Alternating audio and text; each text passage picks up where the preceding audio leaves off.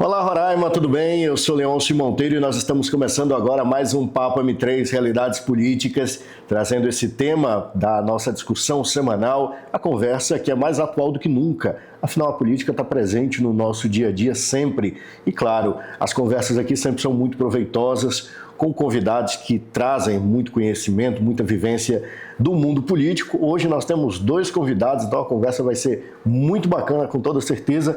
Já quero dar o meu bem-vindo a ele, Hudson Leite, do Partido Verde, conosco aqui. Hudson, seja muito bem-vindo.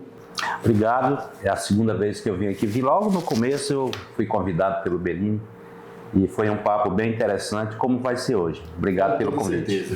Bom, quero dar o meu bem-vindo também a ele. É a primeira vez conosco, Império? Sim, Léo, é a primeira vez. Muito bom, parabéns pela estrutura e parabéns também pela dinâmica, né, do seu programa aí. Legal. Muito bom estar aqui com você. Bom, com certeza a conversa vai ser muito proveitosa, então você fica com a gente aí, já curte, já comenta, já segue a nossa página aqui no YouTube. E, claro, acompanha essa conversa que agora com certeza vai ser muito proveitosa. Vamos começar essa nossa conversa, Hudson, falando um pouco sobre o desenrolar da política aqui no estado de Roraima nesse último período. A gente está vivendo um período um tanto conturbado. Eu acho que, da minha época aqui em Roraima, que vai para 26, 27 anos, a eleição mais confusa que a gente já teve até agora foi essa essa eleição suplementar, né? Verdade. Nós tivemos uma cassação do Denário lá atrás, em 2023. Então, havia sempre uma expectativa de que haveria o julgamento lá na Corte Superior, que nunca acontecia, sempre foi adiado por um motivo ou outro. E na hora que decidiram, as pessoas não observaram a questão do afastamento e etc. Porque é o seguinte, Leôncio, se as pessoas olharem um pouco mais para trás e observarem a lei e a Constituição, lá na eleição de 2020, eu acho que de 20, que teve a eleição municipal, foi eleita a sobrinha do Denário, Juliana Garcia. Juliana Garcia, sobrinha do Denário, ela foi eleita e exerceu o mandato. Poderia, na hipótese nenhuma. Por quê? Porque ninguém observava a lei, o que estava escrito na Constituição. E dessa vez, as pessoas resolveram ler o que está escrito. E impugnaram. Claro que não aceitaram, dizendo, são videntes para saber o que aconteceu. Não, se o partido tem organização, se tem uma assessoria jurídica, saberia que não poderia o Arthur ser candidato, nem a Antônia Pedrosa do PT. Eu avisei a Antônia Pedrosa, você não pode ser candidata. Por quê? Porque tu não vai ter o dela seria 3 meses. E os 3 meses dela seria em março e não em abril. Então as pessoas deixaram de observar isso. E o TSE contribuiu para tudo isso, então deu essa confusão que a gente assistiu. Eu costumo dizer que nessa eleição suplementar a gente teve tudo que podia e que não podia acontecer acontecendo ao mesmo tempo. Então ficou um negócio extremamente confuso. E Império, a gente observa o quanto que, do ponto de vista legal, parece que muitas vezes as pessoas esquecem o que envolve a política, né? O que diz a lei eleitoral, como bem disse o Hudson, o que diz a Constituição Federal. Parece que na eleição o pessoal fica meio inebriado ali, esquece de algumas coisas, né? Verdade, Leandro. Mas eu acho uma coisa interessante, é que o eleitor, nós não somos do âmbito político, você é uma referência, sabe, as pessoas querem te escutar a tua opinião sobre tudo isso. Mas o eleitor quer uma mensagem clara, que é o que não está acontecendo aqui. Ele quer saber a minha vida, como é que está. É isso que ele quer saber no final, porque as políticas públicas, elas têm um objetivo primordial de melhorar a vida das pessoas.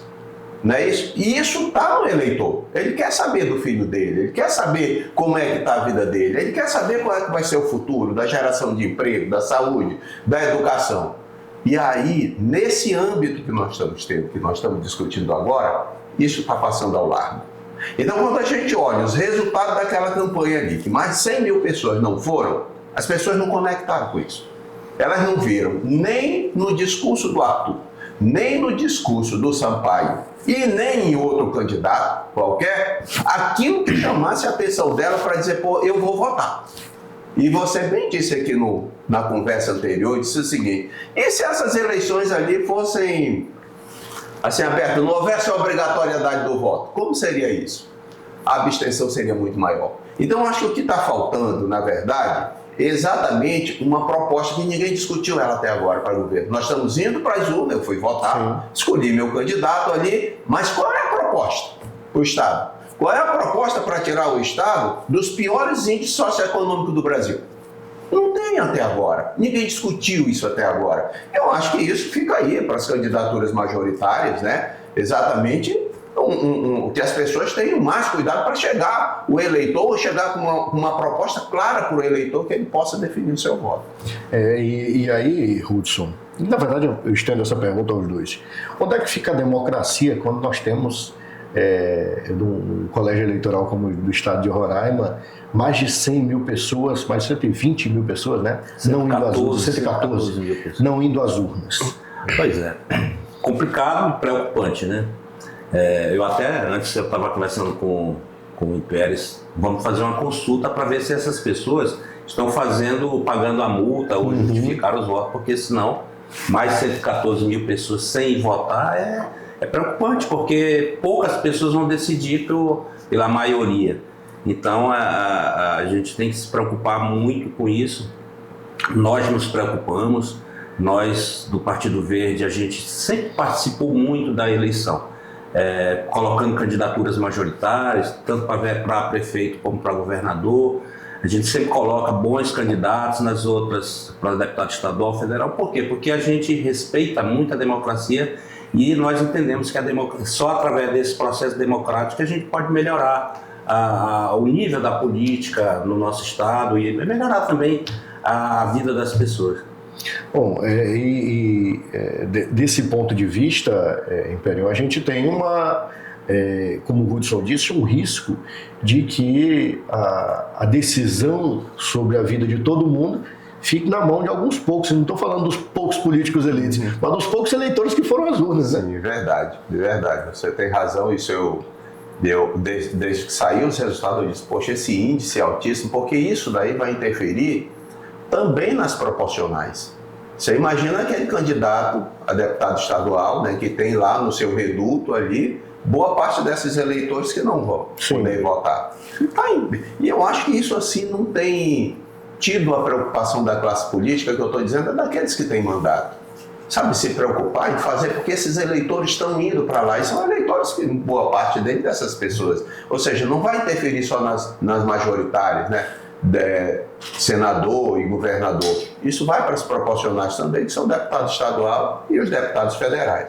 A gente até conversava ali, que índice vai ficar? Porque isso vai diminuir, né, o quociente eleitoral também. Então, de repente, esses partidos ali que não estão alcançando ainda, quem são o perfil desse eleitor que a gente não sabe? Ele é do interior? Qual é a classe que ele está? Ele é da classe, são eleitores esclarecidos? Não, são pessoas mais humildes. Onde é que estão essas pessoas? Quem sabe?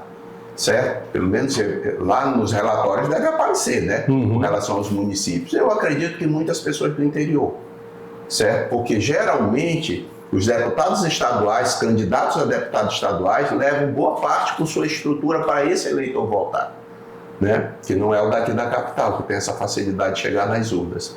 Então, eu acho que isso influencia muito o voto. Por exemplo, se isso estiver no interior, Leôncio, implica muito na capacidade do interior de ter seus representantes, sabe?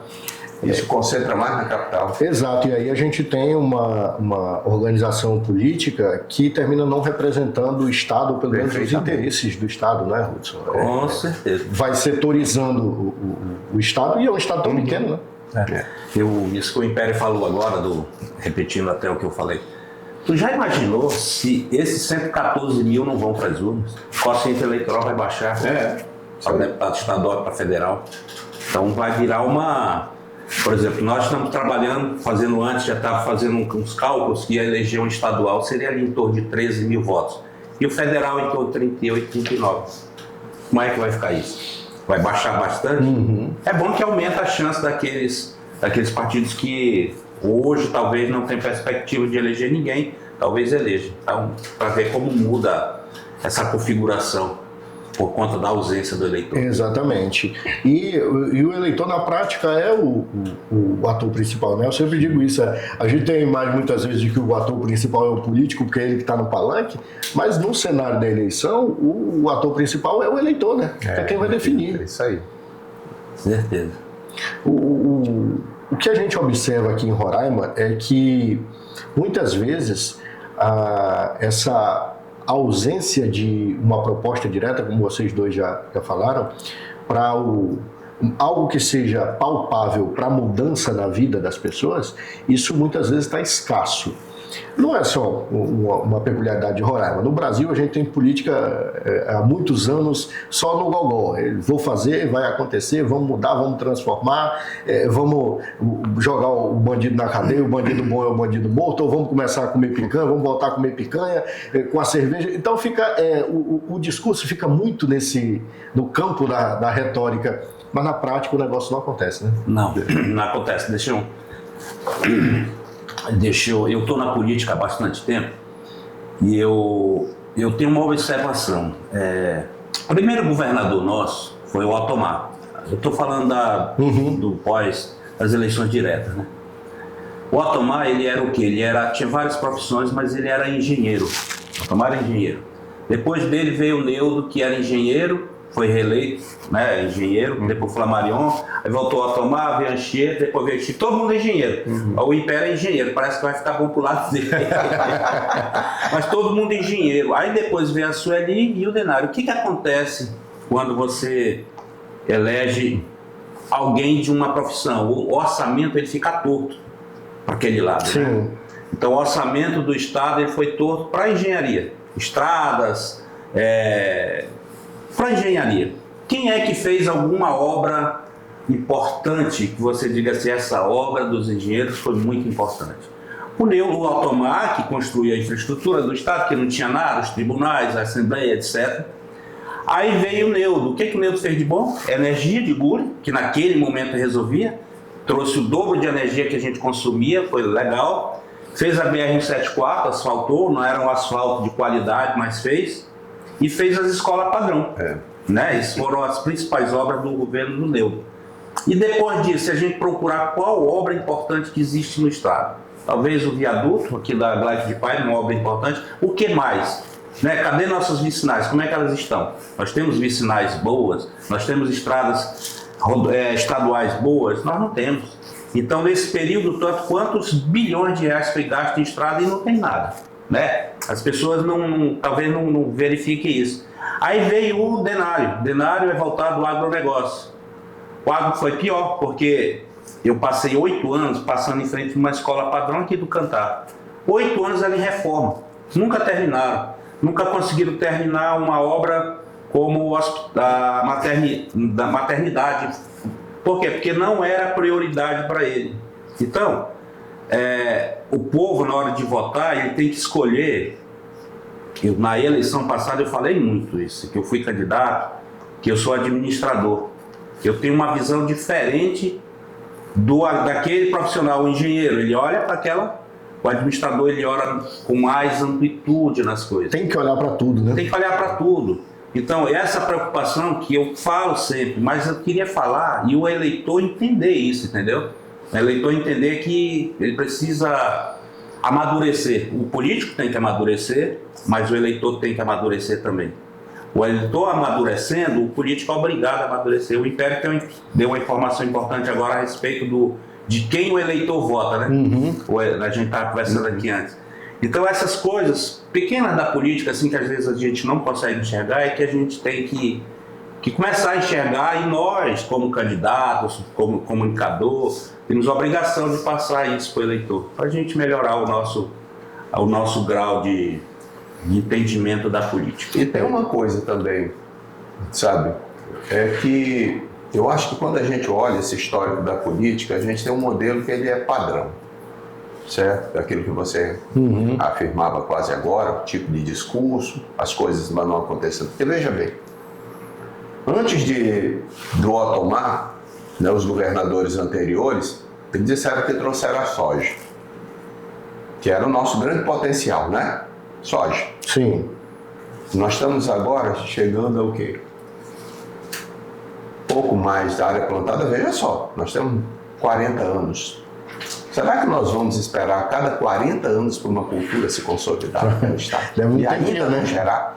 Tu está entendendo? Exatamente. Então isso daí, aí nós temos outra que já era mais. Aí eu vou falar dos dados de 1900 da nossa pecuária. Sabe quanto tinha naquela época? 100 mil cabeças. Rondônia não tinha nenhuma. Aí nós estamos também, ó, de 1900. 1900 nós já tínhamos 100 mil cabeças desse lavrado.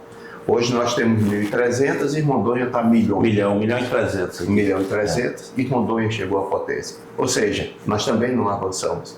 Certo? Qual é a principal bandeira hoje ainda de desenvolvimento que a gente... foi um discurso dos primeiros candidatos em 1990, sabe o que foi? É o que nós estamos fazendo aí do reenquadramento. Até hoje não foi feito o reenquadramento. Até hoje segue o mesmo. Isso fez parte da campanha de 1990 e os caras vêm ganhando voto até hoje em cima disso daí. Isso afasta o eleitor. Porque toda vez que alguém vem ali para dizer uma coisa que ele já escutou essa história várias vezes, ele sabe que não tem conteúdo para melhorar a vida dele. E ele desinteressa da política. E aí passa todo mundo a ser igual. Porque não tem um discurso melhor, não tem uma coisa melhor, uma visão melhor, algo que motive ele a se empolgar para ir votar. Aí sabe o que fica no final? Às vezes, não é para todo mundo. O voto, ele diz, pô, não vejo nada desses caras aí. Qual é o cara que vai me pagar para me votar? Porque esses discursos não vai melhorar a minha vida, pelo menos me dá 100 conto, 500, 600, sei lá quanto é que paga na boca de urna. E aí começa a voltar o mesmo ciclo. Você ouve um discurso inaugurado em 1990, de 1994, de que eu trago dinheiro. Até hoje esses discursos estão nas placas hoje aqui. Mas isso está melhorando a vida das pessoas? Pode pegar qualquer pessoa aí na rua do lado de fora. Aí aponta uma placa todo dia e pergunta dela, isso daí melhorou a tua vida? Ela diz que não, porque isso não chegou nas pessoas. Os políticos estão muito mais preocupados em dar o discurso de que trouxe, mas não se preocupar em se aquilo está realmente melhorando a vida das pessoas. Isso desmotiva a política de Roraima. Ou seja, o que eu quero dizer é que os discursos que foram feitos em 1990, na nossa primeira eleição, eles são os mesmos de agora. E não modificaram. O negócio não mudou, né? Não mudou. E aí o que acarreta com isso aí? Os piores indicadores socioeconômicos do Estado. Nós somos o 27º Estado em PIB, os nossos índices de desenvolvimento social são os piores, e nós temos dos 5 piores municípios, 3 estão em Roraima. Verdade. E parece que isso não faz parte do dia a dia da classe política desse Estado. Os caras não discutem isso. Exatamente. Tu não vê o deputado estadual discutindo isso, tu não vê o deputado federal, os caras estão indo lá para o Iramutã, estão indo lá para o Amajari, estão indo para o Alto Alegre, pegar o voto das pessoas, mas não são capazes de chegar e mudar a realidade daquelas pessoas que estão lá. Mas se tu chegar e for lá para o sul do estado, em Rorainópolis, Caroeba, Entre Rio, eles estão com a mesma dificuldade. Sabe qual é o futuro? É que hoje nós temos dos 5, 3 piores, daqui mais um tempo nós vamos ter dos 5, 4 piores, daqui a pouco nós vamos ter dos 5, os 5 piores. Porque ninguém está tomando a providência de mudar a realidade dessas pessoas que estão lá. Então eu acho que isso daí tem implicado nessas pessoas que a gente começou a discutir, dessas pessoas que querem ir votar, e ver também um perfil diferente nas pessoas. Eu acho que a classe política tem que ter isso, mudar esse discurso. Na hora que mudar esse discurso, talvez, eu vou dar um exemplo claro, que a gente até nem pode dizer que foi a grande referência, mas o Arthur não tem gasto dinheiro, substancialmente, a gente falar também que ninguém pagou ninguém gastou dinheiro ali também, é inocência demais, né? Mas no volume que a gente geralmente tem, entendeu? O resultado do Arthur, eles têm sido excelentes, não está mostrando que o eleitor está indo para votar no Arthur por causa de dinheiro, não é verdade? Então eu acho que isso tem muito a ver com o que a gente vive na política hoje, sabe? Eu acho que a gente precisa ter uma maturidade melhor da classe política, dos nossos representantes, daquelas pessoas que querem sair candidato, precisa melhorar esse discurso, precisa saber o que realmente interessa para o eleitor e precisa melhorar o entendimento do que realmente são as políticas públicas. Porque não é só aquele discurso de 1990 e 94 do eu trago dinheiro. Tem que ver se isso está realmente impactando na vida das pessoas. E quando quando a verba, quando os milhões ficam só na placa e não no dia a dia do eleitor, o Hudson, ele sente, né? Eu que o diga. A gente tem uma propriedade aqui na Confiança e todo mundo tem uma placa lá, 5 milhões. Eles estão trocando só a placa. A estrada nunca saiu, nunca melhorou, nem nada. E aí é só um exemplo, mas se tu pegar, tu vai para as outras regiões, é a mesma coisa. Eu sempre digo assim, os caras pegam 5 milhões, aí eles dão um susto na estrada, aí a estrada se dá uma arrumada, pronto, já foi, vamos esperar o ano que vem. E aquilo que o Hudson falou dos engenheiros, ela é circunstancial, porque veja bem, quem era o Flammarion quando assumiu a vice do Neudo? Ele era o secretário de obras. Quem era o Damião quando assumiu? Exatamente. Era o secretário de obras. Quem era o do Otomar, que era o Anchieta? Era o secretário de obras. É o cara que mexe com dinheiro e depois fica ali simpático a toda a classe política e ela vai e assume a vaga de vice. Então não é uma imposição especial do eleitor que olhou para o engenheiro. Ele não teve alternativa em votar num vice que era o secretário de obras do governo. Pô. E que esse cara... E o último governador era o secretário de obras, que era o Damião, né, que era engenheiro. Eu dei o exemplo o último governador foi esse. O do Sampaio, na hora que ele coloca lá, tá bom de ele escolher um bom secretário de obras para ser o próximo governador. Parece um caminho de ascensão natural na política, né? Sabe, Léo, é isso que eu digo. Quando a gente olha o histórico da política, ela não mudou para Roraima. Ela não mudou para Roraima. É aquela história de constrói um chafariz. Entendeu? Faz um chafariz que pelo mundo vamos ver que tu fez alguma coisa. Ela continua sendo a mesma coisa. As maiores referências hoje da classe política atual, ela está naqueles caras de 1900. Elas ainda são referência. Eu até digo uma coisa aqui, sempre que eu converso com as pessoas e digo o seguinte, me diz uma coisa, será que a idade ela é fundamental para essa escolha? Idade que eu estou falando é idade cronológica mesmo, né? Porque tu tem caras mais idosos, mas o cara com uma visão moderna, e tu tem caras novos com uma visão de 1500. Entendeu? Não é isso não. A modernidade, a idade cronológica, ela é fundamental hoje na política atual. Eu sempre digo o seguinte, põe um Otomar de volta para sair candidato a senador nas circunstâncias que hoje tem. Uma vaga era dele.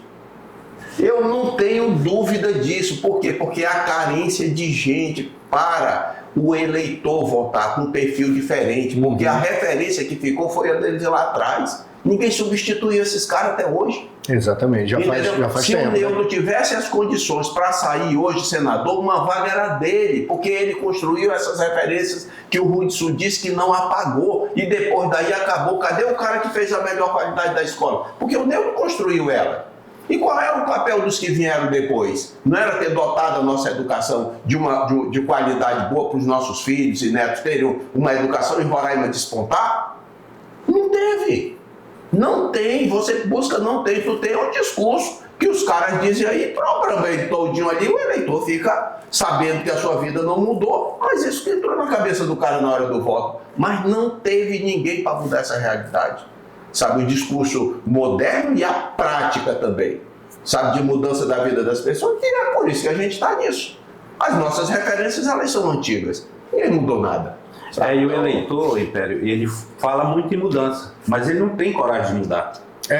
Ele não tem coragem de mudar. Tem alternativas. Pois é, eu acho são dois problemas, né? Eu acho muito mais alternativa disso daí do que eu olho hoje. É por isso que eu falei naquela hora que nós, políticos, os apresentadores, a gente tem a obrigação de levar essa mudança para a pessoa, senão ela não consegue perceber. E aí ela continua votando no mesmo ali, sem ela mesma propor uma mudança para a vida dela, dos filhos, dos netos. Eu acho que assim, a classe política, eu vejo muitos caras, eu vou fazer uma conta rapidinho, que eu gosto de fazer isso. Vamos pegar assim, coisa de engenheiro.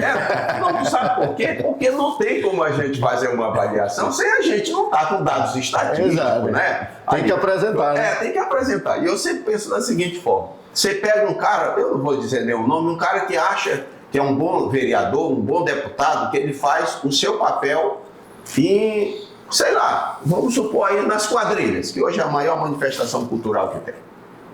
Aí tu pega um político desse daí e vê quanto ele movimenta sabe, de pessoas, de melhoria num evento que ele faz. Onde é que chega o mandato dele na vida das pessoas? Porque se nós temos, sei lá, 300 e poucos mil habitantes, dividido pelo mandato de deputado, vamos supor que seriam 24, certo? Vamos 240, tu tem uma abrangência por mandato de pessoas, não tem? Sim. Teria que ter. Sim. Aí tu vai pegar um trabalho desse cara, ele atinge 5 mil pessoas, 3 mil pessoas, 2 mil pessoas, não é isso. Então, ou seja, tu chega na hora, vamos supor que eu faça um trabalho ali para eu faço um trabalho do ponto de vista ambiental. Onde é que esse meu trabalho como parlamentar impacta na vida das pessoas? Quantas pessoas eu atingo com esse trabalho? Porque se eu atingir 3 mil pessoas, o meu patamar de atendimento de pessoas dentro disso daí é 1. Eu teria que pegar a população, pelo menos de eleitores, e dividir pela quantidade de vaga para me ter uma representatividade. Né? Então eu teria que pegar aqui 800 mil. Aí vamos dividir por 24. Esse é o público que um deputado deveria trabalhar. É pegar o município de Boa Vista com sua população e dividir também pelo número de deputados e eles entenderem a abrangência do mandato deles. Se você pegar qualquer um deputado federal, deputado estadual ou vereador daqui e perguntar qual é a abrangência do trabalho dele, ele diz nem o que eu paguei a minha boca de urna. É verdade. Ou seja, não tem. Não tem. Por quê? Porque esse cara não gerou emprego. Ele não. Projeto, né? Não é ele gerar como. Não. Ele não teve proposta para gerar emprego para as pessoas. Ele não tem uma proposta para melhorar o índice de educação. Ele não tem uma proposta para melhorar a vida das pessoas com relação à saúde. Ele não teve proposta para nada. Então ele tem que chegar na época da eleição e pagar uma boca de urna, porque esse sim ele sabe onde encontrar. E é o mesmo para todo mundo, viu? É por isso que tem muito eleitor calado e muito candidato reclamando que pagou e não recebeu o voto. A história se inverte. Mas, Hudson, isso não é uma carência de conhecimento do eleitor sobre a atividade do político nas mais variadas esferas e também entre os poderes? Também, eu acho também. Aí um assunto puxa o outro, né? É por isso que eu defendo o voto distrital. Porque se nós tivéssemos voto distrital, Roraima ia ficar bem fácil. São 15 municípios, né? Cada município seria um distrito, e Boa Vista se criava vários distritos. Então o eleitor que vota naquele distrito, ele só vota naqueles candidatos daquele distrito. Ele saberia o que o cara fez e o cara era obrigado a fazer, porque ele é daquele distrito, ele tem que prestar conta naquele. Então essa é uma discussão que nunca andou lá no Congresso Nacional, mas seria a melhor forma de você ter esse nível de comprometimento entre eleitor e candidato. Aumenta a proximidade, né? Você criar uma relação de cumplicidade, entendeu? Você tem que criar uma relação de cumplicidade para muitas coisas, por exemplo, segurança pública. Tu resolve segurança pública se não houver uma relação de cumplicidade entre o cidadão e o agente? Não. Entendeu? Então, para muitas coisas, essa tese, ela vale, entendeu? Olha, e é uma discussão muito plausível. Sim. Olha, eu formei, naquela época não tinha universidade, quando eu concluí o ensino médio, que era segundo grau, né? 1.500 no segundo grau. Não, eu também fiz segundo grau ainda. Eu fiz segundo grau. Tá dentro. Tá dentro. Também fez segundo grau.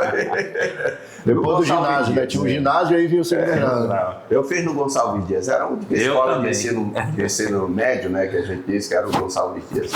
Eu deixo minha filha todo dia lá, passo lá na frente, porque ela estuda lá no Colégio Militar. O que mudou daquela escola, e eu fiz isso lá, eu estudei lá, em 82. O que mudou naquela escola? Talvez o professor Carlos Casadio, que morreu, do Carcará, né? Ou os diretores de lá, os professores.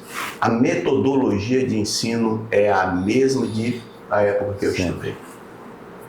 Como é que a gente ainda diz que a gente pode melhorar os índices educacionais se a escola mais antiga de nível médio continua com a mesma metodologia de 1982, quando eu estudei lá?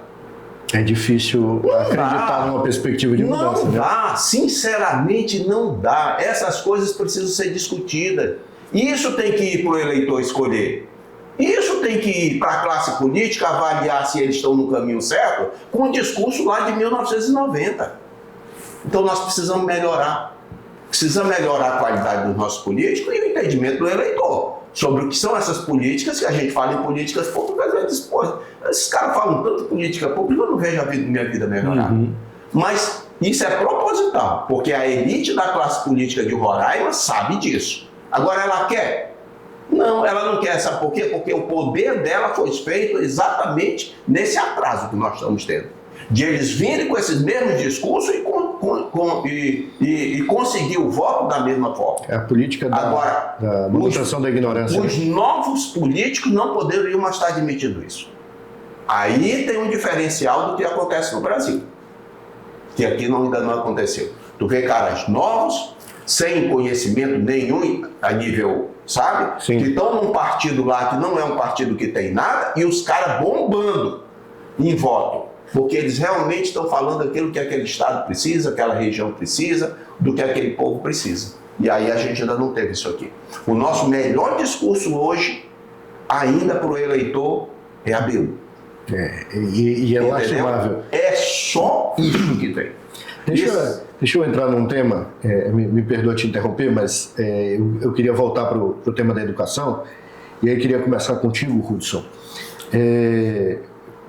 Recentemente, durante a campanha, eu tive a oportunidade de entrevistar os candidatos, e para um determinado candidato eu perguntei sobre, a pessoa falou sobre o modelo de escola militarizada e tal, e aí eu perguntei, né, qual era a perspectiva, e ela disse que a pessoa disse que a ótica dela tinha que acabar, a escola militarizada, e que na nossa época a gente não precisava de policial na escola para ajustar a disciplina de aluno. Mas na nossa época também a gente não dava cadeirada em professor, né? Nem botava vidro no copo de água da professora. Mas eu te pergunto, Hudson, qual que é a tua perspectiva sobre essa ideia de colégios militarizados? Foi um negócio que cresceu muito no Brasil na época do governo do Bolsonaro.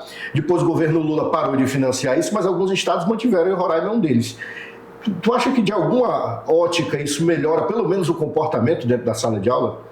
Eu acho que a escola militarizada ela tem que ser uma opção. Ela tem que ser uma opção. Tem que ter a escola normal e tem que ter a escola militarizada, e o pai decide o que quer para o seu filho, entendeu? Quando eu era garoto, eu acordava de madrugada, eu e a Bilênio, para estudar ali, só tinha uma vaga para Roraima, para a escola militar do Amazonas. O professor Império estudou só passou um aluno, não foi eu. Mas eu sempre entendi que fui escoteiro, eu não fui para o quartel, mas fui escoteiro, e sei a importância da disciplina. Essa escola militar que tu fala é do Exército lá no Amazonas. É lá do Exército, no Amazonas. Então, eu sei da importância da disciplina, entendeu? Eu sempre fui atleta, e o atleta por si só não precisa de ir para a escola militarizada, tem que ter disciplina, porque o próprio esporte ensina. Então, eu acho que é importante sim, e eu acho que deve continuar existindo sim. E o pai que tem que fazer a opção para aquilo que quer para o filho. Meus filhos, todos os dois meus filhos estudaram em escola pública, lá no GD, foi a última escola. Sempre escola pública, PA Brasil e GD.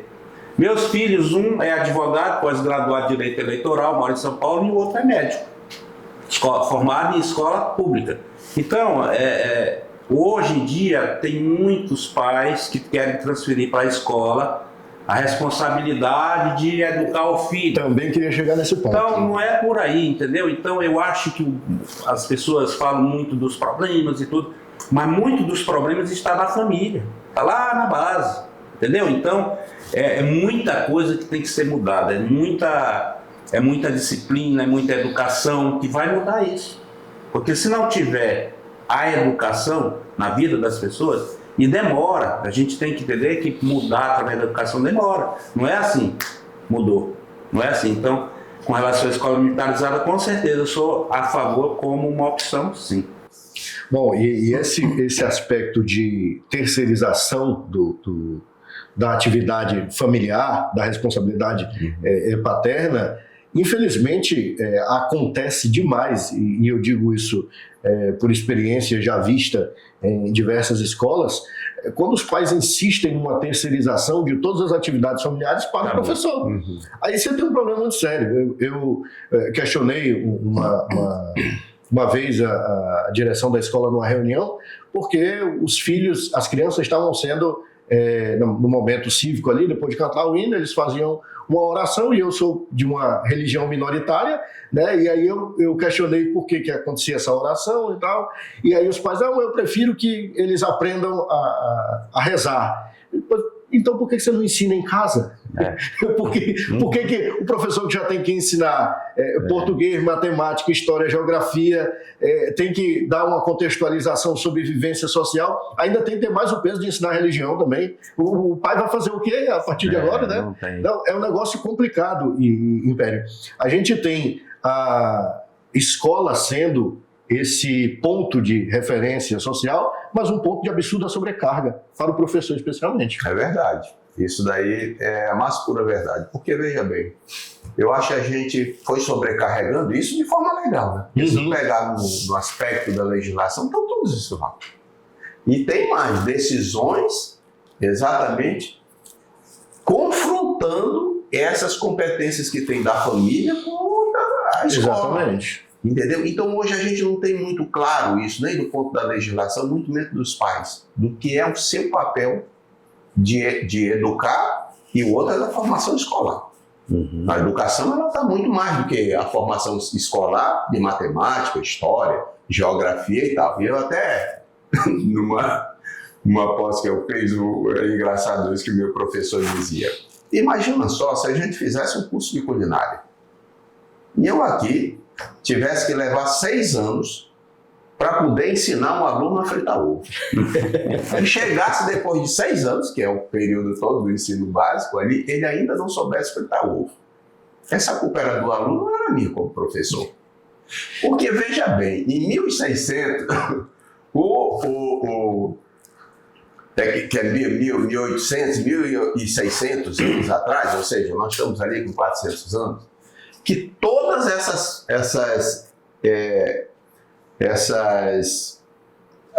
coisas de matemática, sim, de história, né? Os conceitos. Sim, os conceitos fundamentais e tal, da física, da matemática, eles foram. E como é que a gente não consegue fazer as coisas? Já estava estabelecido há 400 anos atrás. E a gente não conseguiu até agora avançar para que as crianças, os adolescentes, nós mesmos, entendeu? Entendessem os fundamentos desses conceitos que foram feitos há tanto tempo atrás. O professor Clóvis diz isso, né? O Pitágoras, não sei quantos anos antes de Cristo, criou o negócio, pô. E você só precisa aplicar e não consegue aplicar, pô.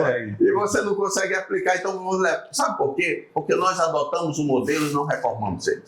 Esse modelo que nós adotamos, ele é um modelo lá da Segunda Guerra Mundial. Isso daí está em todos os... Hoje é consenso em todos os entendimentos que as pessoas fazem sobre o modelo de educação do país. Ele está dizendo que esse foi um modelo adotado lá. Naquele momento, ele era um modelo mundial, mas o Brasil não soube reformar o seu modelo e aplicar ele de acordo com a necessidade do nosso país. Sim. E a gente não conseguiu avançar. Nós ainda estamos naquele modelo. Se tu pegar uma escola, exatamente do período da guerra, olha, eu estou voltando mais ainda, não é em 1990 não. Ela continua na sua estrutura a mesma formação do que a gente tinha naquele período. Ou seja, então, a gente precisa também fazer o dever de casa, né? E eu acho que, independente disso, o nosso Estado tinha que ter melhorado seu processo de educação que a gente não fez. E o Brasil também não tem. Porque se o Brasil tivesse, não estava nas últimas colocações nos índices de educação mundial. Entendeu? Então, uma discussão. Essa é uma discussão mais do Brasil a outro, porque a gente precisa discutir Roraima, né?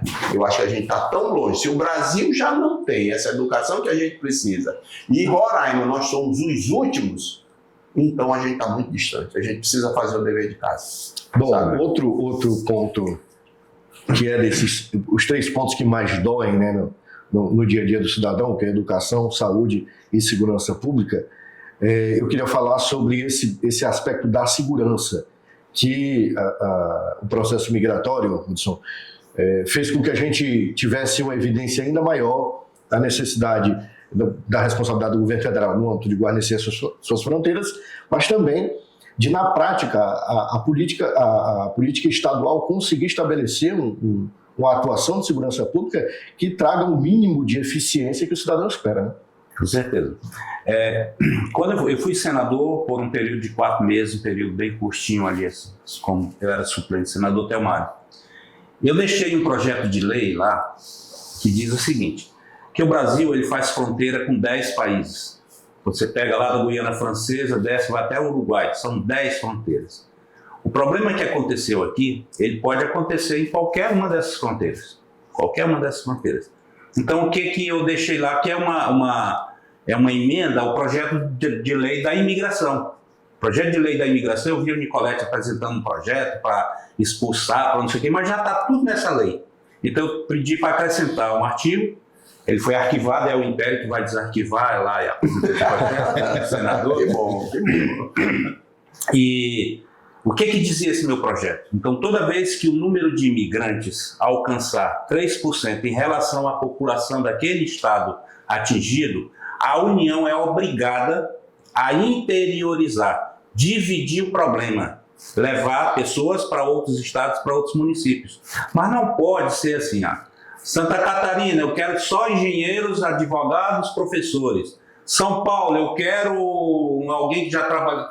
E aqui fica só, né, porque nós somos fundo de quintal, Venezuela, fundo de quintal deles com o nosso, e todo o nossa parte interna do Brasil, a gente faz fronteira com o fundo do quintal do outro. Então fica só o pior, entendeu? Que é o que gera o problema na segurança pública, etc, etc.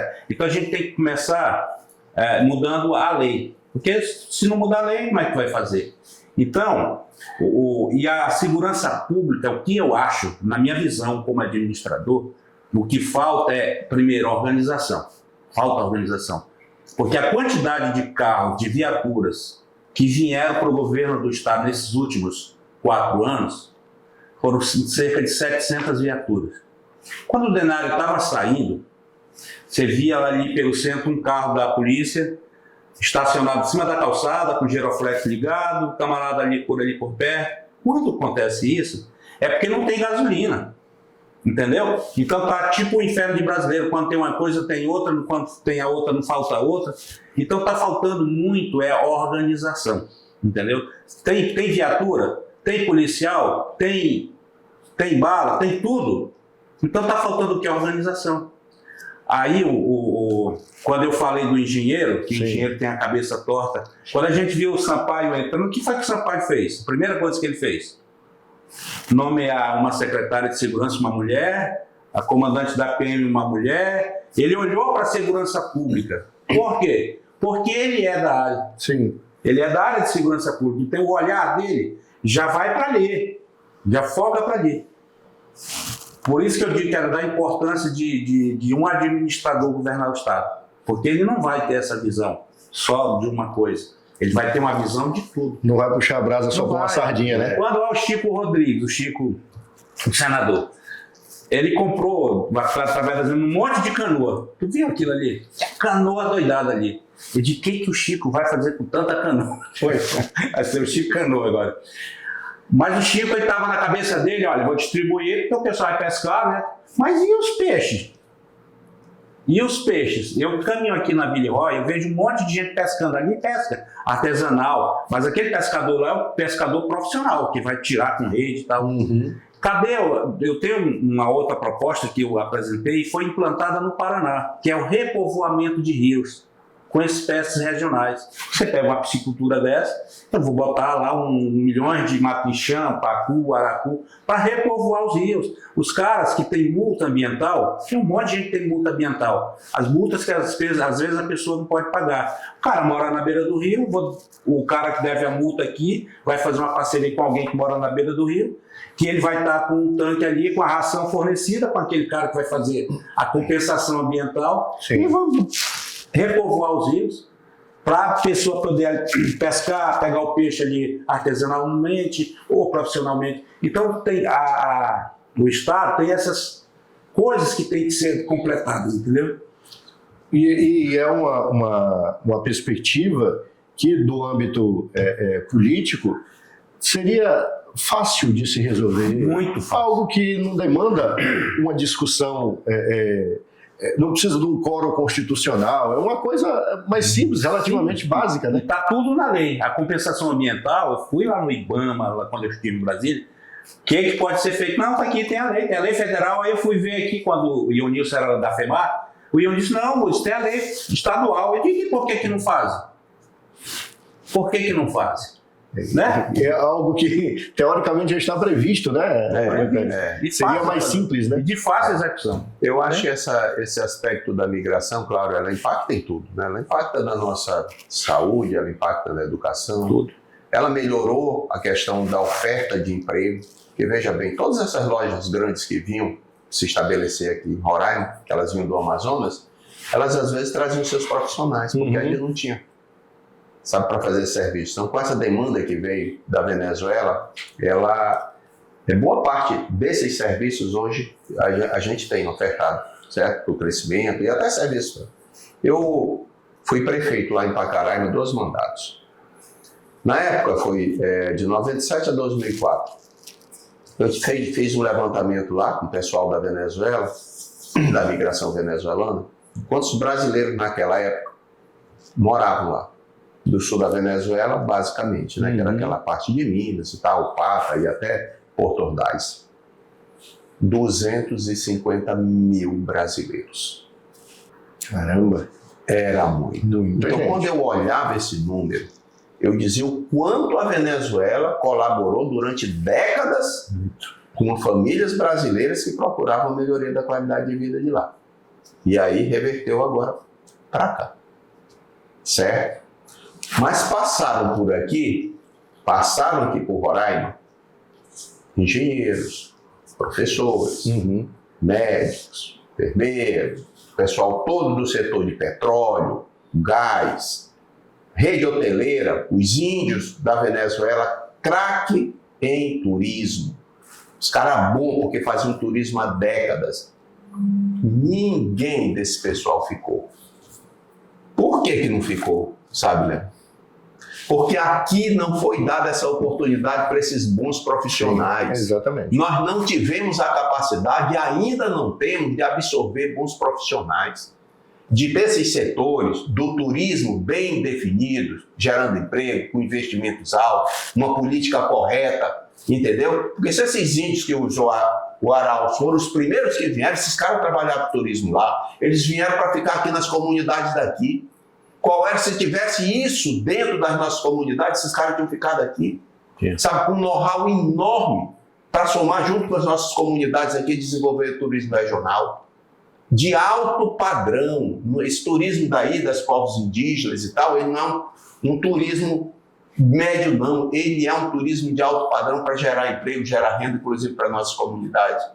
Passou todo o setor petroleiro por aqui, de gás e óleo, esses caras foram embora para lá, por quê? Porque tem petróleo na Venezuela, tem petróleo na Guiana, tem petróleo no Suriname, tem petróleo no Amapá, tem petróleo no Amazonas e não tem Roraima.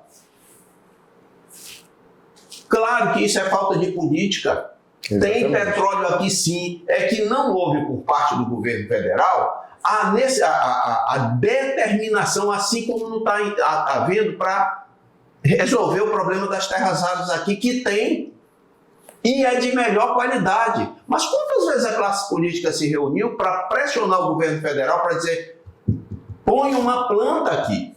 Porque isso é decisão do governo federal. Não é uma decisão daqui não. Aqui nós temos que regulamentar. Os órgãos daqui regulamentar a nível de Estado, as questões ambientais, tudo aquilo para regulamentar. Mas a decisão política de fazer acontecer isso aqui é do governo federal. Quantas vezes? Ninguém reúne. Exato. Agora tu reúne para pegar as emendas individuais. Aí depois a Polícia Federal dá uma carreira atrás de um e outro aqui e tal, por causa das emendas PIX. Toma um café aqui ali, dá um né? café outro ali, visita a turma de manhã e tal. Sabe por quê? Porque isso não é prioridade da classe política local. Mas a questão aí, nesse caso, Império, não seria a devida influência em Brasília, ou o político eleito, o político federal eleito com qualidade, que instigasse o governo federal, que chegasse para discutir, que fosse para briga? Quer ver uma coisa?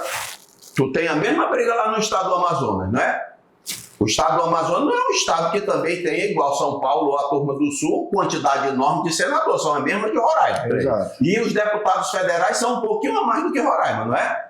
Mexe na Zona Franca de Manaus, lá no Amazonas. Não mexe. Não tem coragem de fazer, sabe por quê? Porque a bancada de lá se une todinha, independente de ela ser da cor verde, amarelo, azul e branco, vermelha, laranja ou qualquer coisa. Aqui não mexe, porque isso aqui nós escolhemos para melhorar a vida dos amazonenses. Assim como não mexe nas questões lá do Pará. Vai lá dizer que o setor lá de extração de madeira do Pará, a pecuária do Pará e principalmente lá a exploração mineral do Pará, que corresponde a 76% da arrecadação da riqueza do Pará, vai mexer para ver se tem voto da turma da bancada do Pará. Não tem. E tem mais uma coisa, o presidente também não tem voto lá. Mas nós não fazemos isso. Não. Tu tá só o álcool. A mesma coisa no Amapá. Amapá é menor que Roraima, não é? Aí, mas na hora de defender o petróleo lá, juntou o Alcolumbre, juntou todo mundo lá. Não tem ninguém que não queira. E o Alcolumbre, como presidente lá do Senado, diz o seguinte: olha, se for pelo povo do Amapá e pelo petróleo que tem lá para a gente explorar, eu vou brigar com o Lula, com a Marina, com o CMBio, com todo mundo. Mas o petróleo lá do Amapá vai acontecer. E tem mais uma coisa. Se houver uma mudança de governo e a bancada do Amapá resolveu que o petróleo do Amapá, eles não vão votar em nenhum governo, em nenhuma medida que não aprove isso aí. E tanto é que está avançando. Mesmo num governo extremamente complicado que é aprovar na Amazônia esse tipo de empreendimento. Mas quer ver uma coisa? Como é que a gente tem gás natural aqui e lá no Amazonas os caras trazem gás natural de 600 quilômetros? E nós não conseguimos colocar nas nossas termoelétricas aqui. Pois é. Andamos com ele 700 do Amazonas para vir para cá. Ele anda 600 até Manaus e mais 700 para cá para a gente poder colocar a nossa termoelétrica e a gente não consegue colocar uma aqui. É isso que não está sendo discutido, ou seja, a bancada não se preocupa com isso. Os políticos de Roraima não se reúnem para resolver os problemas, para criar uma matriz que gere realmente o desenvolvimento do Estado. A gente ainda acha que as emendas individuais resolvem o problema do deputado, do mandato dele, dos compromissos dele, da boca de urna dele, e falando bem claro, mas não resolve o problema do Estado. Isso a gente precisa mudar. Tanto clarear isso para o eleitor, quanto clarear isso para a classe política local. Senão a gente não avança. Isso tem que ser uma discussão nossa. E se a gente quiser melhorar, porque senão a gente vai continuar igual a 1990. Segue patinando no mesmo discurso. Vai continuar do mesmo jeito. Um problema que, de certa ótica, Hudson, os partidos também não têm que chamar para si, para avaliar quem serão esses camaradas que vão ser candidatos, os nomes, a qualidade, o perfil dele, né? A gente conversou aqui, para esclarecer para quem ouviu só metade da conversa, a gente falou sobre, o Império trouxe um dado sobre a qualidade do candidato no qual o roraimense vota, né? Que geralmente é alguém de nível médio ou superior, no mínimo. Então, o partido também não tem uma responsabilidade dessa questão? Com certeza. E nós temos essa responsabilidade. Nós, por exemplo, em 2016, o candidato nosso foi o Dr. Calil, um cara super preparado, empresário, etc. 2022 eu saí candidato. 2024 saiu o arquiteto Mauro Nakashima, cheio de ideias diferentes para Boa Vista. Então nós no Partido Verde, nós temos colocado opções.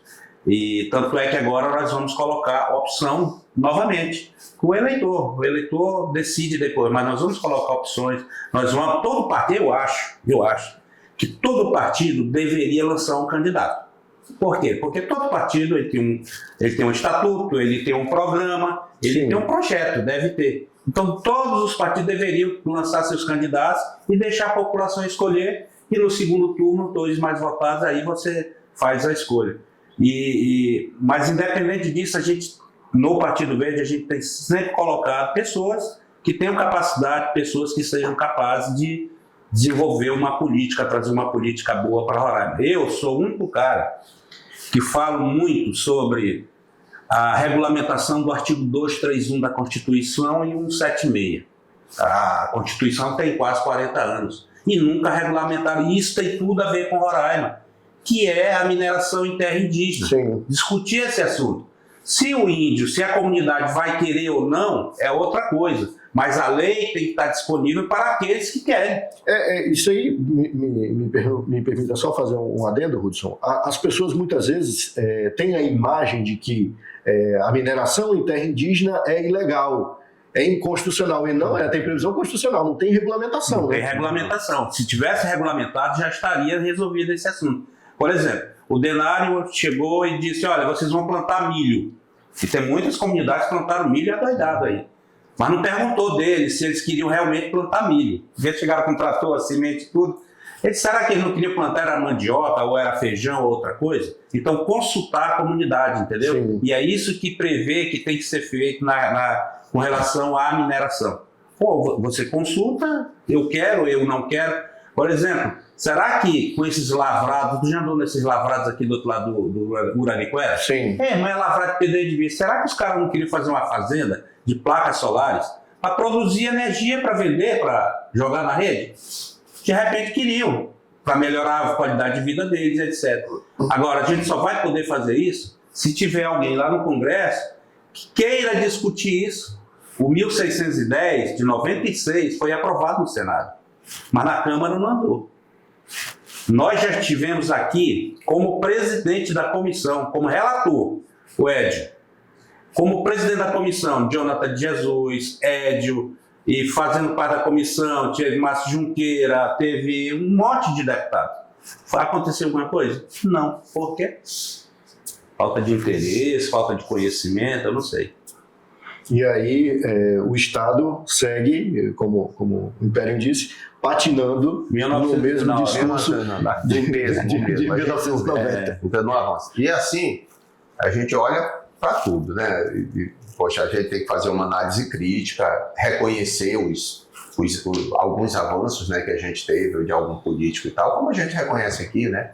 Alguns com relação ao Tomar, outros com relação ao Neudo, e depois a gente tem aí a grande bandeira, como foi dito aqui, do último governador. Eu estou falando do cara que está em alta, que é o agro, né?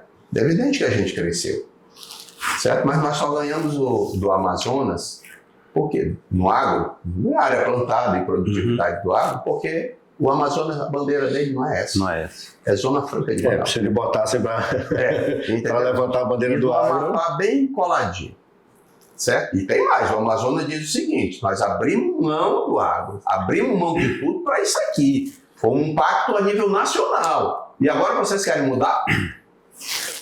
Não, isso é nosso. Mas não tem mais discussão, isso já passou todos os governos que voltam a discutir. E eu concordo, sabe por quê? Porque os caras têm isso muito claro, todo mundo discute tecnologia na Amazônia e tal, sim. E onde é que estão os grandes parques tecnológicos hoje lá da China?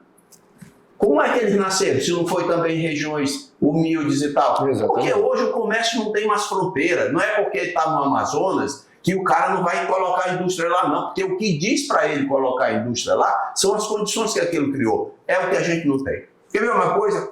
Que eu acho que até o horário já está dando aí. Mas vou dar 2 exemplos assim, bem práticos que a gente vê todo dia. Eu era prefeito lá em Pacaraí. E toda vez eu vi o pessoal sair daqui, a quantidade de carro que tinha para fazer compra lá em Santa Helena. Os caras usavam o hotel de lá, faziam compra de lá, geravam emprego lá, movimentavam a economia de lá, até que a Venezuela quebrou. Onde é que está esse movimento hoje? Mudou de fronteira. Mudou de fronteira. Sabe? O que falta para os chineses que estavam lá em Santa Helena e os chineses que estão ali em Léten virem para os chineses de Roraima gerar emprego aqui? Sabe o quê? Regulamentação. Só isso. Por que nós saímos todo final de semana para gerar emprego no país vizinho? Andamos aqui 120 quilômetros e lá 220 quilômetros e a gente não pode colocar isso aqui? E aí eu vou sujar, porque até nós temos várias coisas que era para ter regulamentado, inclusive com a lei aqui para Boa Vista, que era a zona de livre comércio. Melhorou, mas tem um dispositivo que ela não ajuda. Porque entre o cara que já estava no Amazonas mudar para vir para cá, entendeu? Ele precisa de algo mais, porque senão já está estabelecido lá. Para vir para a tecnologia. Mudança desnecessária. Entendeu? Quando instalaram a área de livre comércio, eu mandei uma carta para o Anchieta. E falei com o Flammarion na época. Porque o crédito presumido na importação, ele é 8%. E o crédito presumido para você comprar aqui dentro do país é 12%. Quando você importa, você tem que pagar essa diferença aqui, 4%, para quem importa. Então isso, eu expliquei para eles, não é incentivo para quem quer importar. Ou tu bota muito próximo, 10, 11, para ficar diferente de 1%, ou tu zera. O secretário da época disse que ia prejudicar a indústria brasileira, não sei o que, e não aceitaram. Então isso aí é 4% disso. Uhum. É uma diferença enorme. Exatamente. É enorme a diferença. Não quiseram. Aí por que acontece lá? Que a gente precisa estudar a legislação do outro país.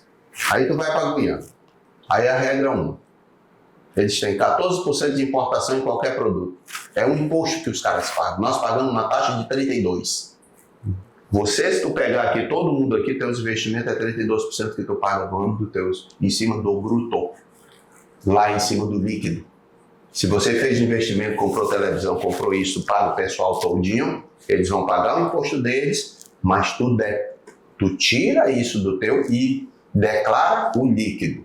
Se você comercializou, dependendo do tamanho da tua empresa, uma importância em dólar, ele restitui tudo. Como é que a gente compete com os caras? É difícil competir mesmo. Tu tá entendendo? É isso, só que o impacto econômico que Letem e que Santa Helena tinha sobre a economia de Boa Vista era grande. É o pessoal saindo todo dia para ir lá comprar. É o celular que está a Polícia Federal aprendendo não sei quanto, tudo por causa de uma política que a gente poderia colocar ela, inclusive prejudicando a Manaus, porque a turma pega o celular que passa aí pela Guiana, as quantidades, 8 milhões de celular, o celular Sim. vai sair lá, menos do que isso aí, vai vender lá no mercado do Amazonas. Porque tem o ambiente correto para fazer investimento, que nós não temos aqui. Entendeu? Agora tu pergunta, aí eu vou dizer, qualquer um dessa bancada, eu vou nem escolher qualquer um, e conversa um assunto desse, os caras estão fora. E aí Pode pegar, entendeu? Aí vai se salvar pouquinho. Devo fazer aí uma meia-tala aí para um ou dois, né? Para não dizer que para fazer justiça. Vai fazer justiça com algum deles aí. Mas os caras não estão nem aí para isso, rapaz. Emendas. E são discussões. E eu digo mais, sabe? Eu fui prefeito. Eu sei o quanto a agilidade de uma emenda chegar para a gente, que a gente fazia um projeto e o dinheiro só ia cair 2 anos depois, que a gente não tinha mais condições de fazer isso. Então eu sou favorável dessa agilidade. Com controle que tem que ter controle. Sim. E hoje não cai aqui no Brasil fiscalizado o que é uma emenda dessa dali que não seja. O que não está acontecendo é a execução. Não é que o TCU, não é que o Ministério não saiba para onde veio o dinheiro. Ele sabe para onde veio o dinheiro, sabe o que deveria fazer, sabe quanto caiu, mas quando vai para a execução, a obra não foi executada, ela não está gerando benefício para a população.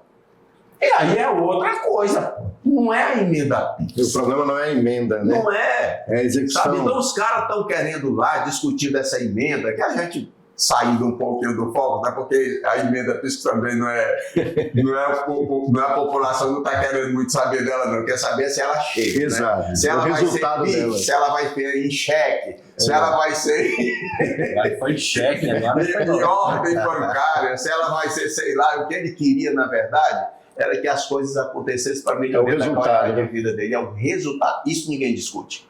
É verdade. Ninguém está discutindo o resultado. Mas, Hudson, a gente falou sobre eleição suplementar. Vamos dar uma pincelada sobre eleição ordinária, eleição de outubro. Como é que o PV está se ajustando, se posicionando? Vai lançar candidatos? Já tem pretensão de candidatos para todas as vagas? Como é que vai funcionar? Tem. Na verdade, é assim, eu queria que na eleição suplementar, eu trabalhei, a gente faz parte de uma federação. Sim. Né? Federação é PV, PT, PCdoB. Uhum. Como eu sabia que a Antônia Pedrosa, professora, não seria candidata, aí eu disse o candidato é o Império. O candidato seria o Império. Mas eu não consegui fazer isso. Eu até falo que se fosse o Império, os 114 não seria o 114. Talvez fosse bem menos do que isso, entendeu? Porque o Império é uma pessoa com qualidade, de família, que já elegeu aí pelo menos uns 2 senadores, deputados estaduais, federais. Então, é o cara que entende do métier. Então não foi possível. Eu queria que o Império fosse o candidato agora na eleição ordinária. O Império fez uma opção. Ele é pré-candidato ao Senado da República. E eu acho que esses 114 mil eleitores, eles não podem ficar sem opção. Então, se eles entenderam que a opção não era o Sampaio, nem era o Arthur, pode ser um outro nome. E nós vamos colocar o nosso nome, entendeu? A gente, dentro do partido, a gente está colocando o meu nome para o governo, o nome do Império para o Senado, e nós vamos discutir isso dentro da federação. Então, se tudo der certo, nós vamos ter uma candidatura do Partido Verde ao governo e uma candidatura ao Senado do Partido Verde. As candidaturas para deputado federal, a maioria vai ser dos candidatos do PT, eu acho que 6 e 3 nós. E a chapa para estadual também está montada, completa. Nós vamos estar presentes lá com 9 pré-candidatos a deputado estadual. Esse vai ser o quadro que a gente vai apresentar para a sociedade roraimense. Essa é, então, a perspectiva do ponto de vista, aqui para esclarecer para quem está nos assistindo. Do ponto de vista orgânico da federação, isso quer dizer que o PV vai lançar, lançando candidato, os outros partidos da federação não lançam candidato ou podem lançar também? Não. Só pode. Quando você fala em federação, é como se fosse um partido. Uhum. Então, nós vamos ter um candidato do Partido Verde, pode ter um vice de um outro partido. Mas é o candidato da federação? Da federação. Sim. E um vice de um outro partido que não faz parte da federação também é possível. Então, a gente vai estar organizado dessa forma. Muito bem, então está aí, o PV já também se organizando, uma opção com esses nomes, que a gente, inclusive, 2 deles conversamos aqui. Eu queria agradecer muito por essa conversa. Eu já tinha conversado com o Hudson antes, algumas vezes formalmente em entrevistas ou em ambientes informais. De vez em quando a gente se encontra lá no Porão do Alemão, né? No rock and roll. E o Império é a primeira vez que a gente conversa aqui, mas a gente percebe o quanto que vocês buscam evoluir a política, evoluir o discurso, e não só para o político, mas para o eleitor também, né? E isso é muito importante. Quem dera todos os políticos tivessem essa busca constante, né, nesse processo de evolução. Então, quero agradecer, Hudson, pela participação com a gente aqui, deixar teu espaço, inclusive, para tu já começar a fortalecer mais essa militância do PV aqui no estado de Roraima. Pois é, eu quero falar com vocês, que são os mais importantes nessa eleição, que são os eleitores, né? Nós vamos estar presentes nessa eleição, nós vamos estar com nossas propostas com relação à segurança pública, em relação à saúde, que precisa de muita organização. Eu sou administrador, eu acho que se a gente quisesse, se aqui fosse um foguete, a gente tivesse que mandar ele para a Lua, a gente ia ter aqui engenheiros, ia ter um cara para comunicar, o físico, um monte de gente. Mas se não tiver o administrador para organizar tudo, esse foguete não vai chegar em lugar nenhum. Então eu quero comandar esse foguete chamado Roraima. E para isso eu vou colocar meu nome à disposição e na época certa, na época da campanha, a gente vai apresentar as propostas e deixar que as pessoas, os eleitores de Roraima que têm responsabilidade, decidam o que for melhor para todo mundo. Muito bem, Império, também uma satisfação muito grande conhecer, uma conversa realmente muito boa, muito proveitosa. Quero também te dar esse espaço para você conversar com os nossos telespectadores e internautas. Ok, eu aqui quero agradecer, Léo, seu espaço aqui, certo? Desejar muito sucesso, que você já tem, mas que esse sucesso se amplie. Só para a sua vida profissional, mas pela vida pessoal, familiar, seus sonhos, a sua equipe maravilhosa. Um abraço a todos aí, tá? E dizer para o eleitor que nós vivemos um apagão nesse momento, certo? E a gente precisa começar a acender a luz para melhorar a vida do estado de Roraima, melhorar a sua vida, da sua família, seus filhos, seus netos. E Roraima pode lhe proporcionar uma vida melhor. Mas a gente precisa construir de novo um modelo que foi esquecido lá atrás do estado. Esse modelo aqui não serve. O que está sendo proposto hoje para a política de Roraima, ele não está melhorando a sua vida como a de ninguém. Eu acho que a minha proposta é exatamente essa, porque eu quero colocar todo o meu histórico. Eu comecei em 1982 como professor, numa escola indígena lá do Surumum, que hoje é indígena. Fui professor lá. Muito difícil, a gente passava 3 dias para chegar no período do inverno.